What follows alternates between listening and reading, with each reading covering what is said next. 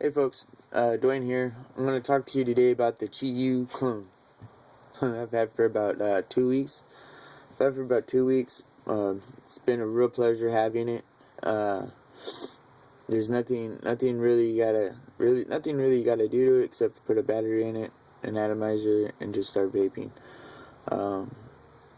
There's a couple of things that I like. They're not issues. They're just something to talk about. Is the laser etching right here on the side is really thin.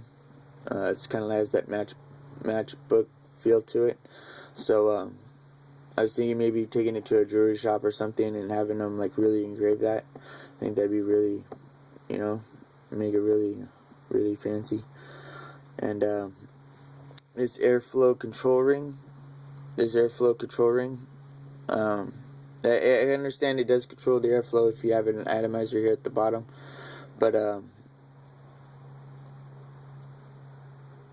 don't have that, so I wanted to, adjust it all the way up so I could just shorten it just a little bit more, and it doesn't work that way.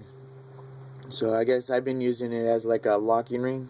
So I put everything together and then I lock this down really tight, and that way my battery compartment and everything doesn't come falling apart in my pocket. You never know if that stuff happens, but I think if that's the way it's supposed to be, that's really an ingenious idea.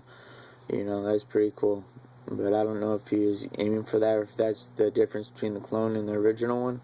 That the original one screws all the way down if you adjust the ring all the way up. Maybe I'm not for sure, but that's the only thing I have. Just kind of is the locking ring right here, and the little etching here for the serial numbers. Maybe going to a jewelry shop and getting that done a little bit better.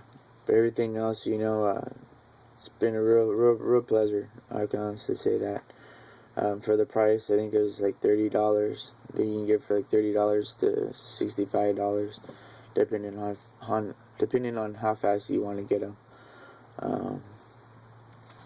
There's the tubes to make it 18650 and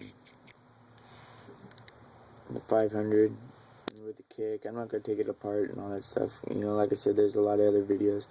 I just wanted to kind of do my own little video on this and tell people about the serial numbers and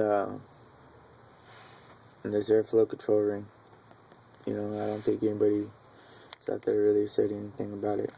But like I said, this is for somebody's first time getting into vaping and they want a mechanical mod or something. This is I would highly recommend this one to somebody, because there's nothing you got to do. It's not like a Singeli, where you got to change out a spring or you got to adjust the switch, or there's always something you got to do with some of these mechanicals.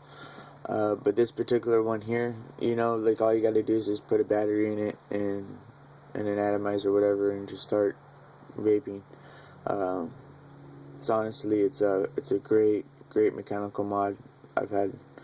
Like I said, I'm glad to have this one in my collection of mechanicals, and Sal's and Mojo, really kind of put his thoughts out there. Is pretty cool. He's a really smart guy, I guess.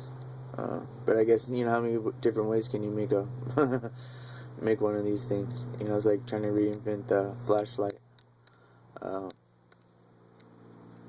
But I think I seen that he came up with an atomizer to make this thing a hybrid. It makes it really nice, But I think he wants like $250 for the atomizer. So I'm just kind of waiting for the Chinese to clone that, and I'll get that for $20. But other than that, I'm gonna, thank you for watching my video, and don't vape where you can't smoke, and vape safe, and have a nice day. Bye.